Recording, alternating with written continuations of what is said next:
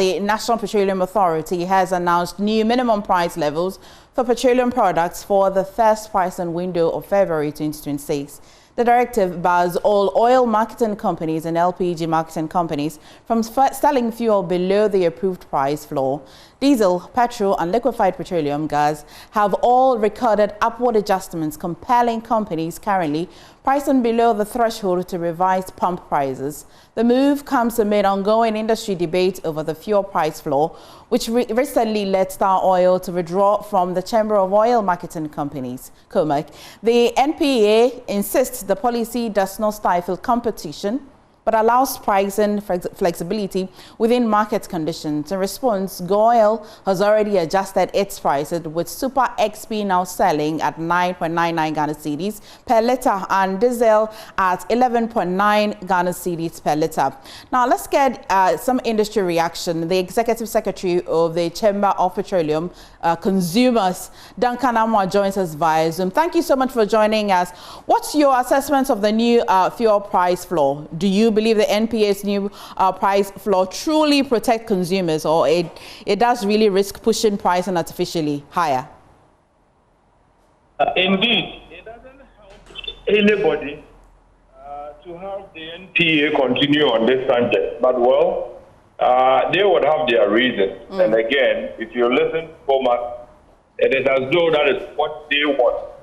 But on the side of the consumer, this has not helped anyone. I just read this morning, girls saying they are selling on the floor. You and I are aware that other companies would ordinarily have loved to go below that floor just to be able to stay in competition.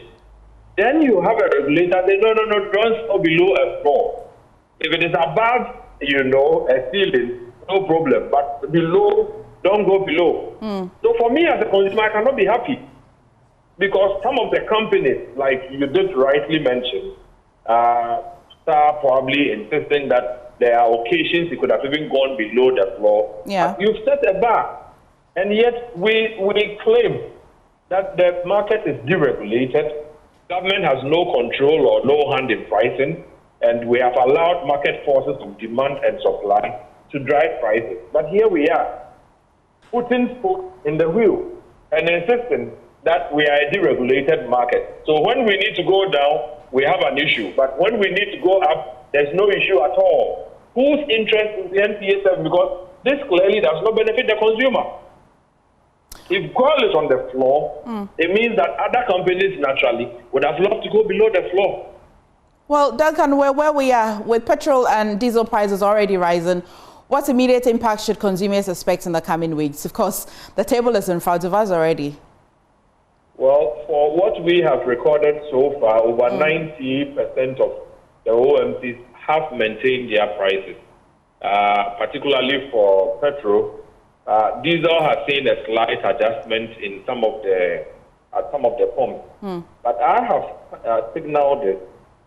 The development in the Middle East, particularly the Israel-Iran-US situation, is very fluid. The Venezuelan could have had an impact on all of us, but there was already some glut that, the market had to, cushion itself for. The Iranian might have wider consequences. And so I have said that the earlier we put in money to expand BOS, the better for us. The earlier we put in money to ensure that our oil refinery is working as a modern refinery, the better for us.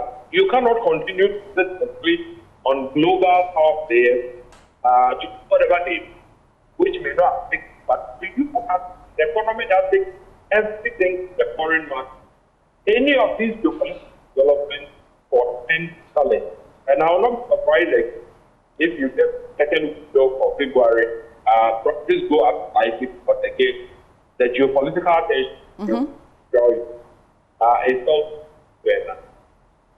Well, Duncan, thank you so much. Unfortunately, the end part of our conversation went a bit south because of the network, but I would engage you in our subsequent bulletins.